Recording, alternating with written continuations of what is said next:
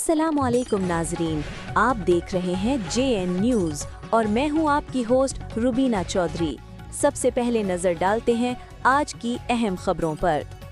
शेखपुरा पाकिस्तान तहरीक इंसाफ के रुकन पंजाब असम्बली सरदार सरफराज अहमद लोगों ने कहा कि पीटीआई दो महाजों पर जदोजहद करी है। एक तरफ बतौर अपोजिशन अवाम के हकूक़ का दिफा किया जा रहा है, दूसरी तरफ बानी पीटीआई की रिहाई और हकीकी आज़ादी के लिए अनथक किरदार अदा किया जा रहा है। और हुक्मरानों को अवाम के वसाइल ज़ाती तशहीर और अपनी आसाइशों पर खर्च नहीं करने देंगे। कौम को जाली हुकूमत की कारगुजारियों से लम्हा व लम्हा आगाह करें हैं ताकि करप्ट हुक्मरान टोला कौमी दौलत वसाइल की बंदरबांट ना कर सके।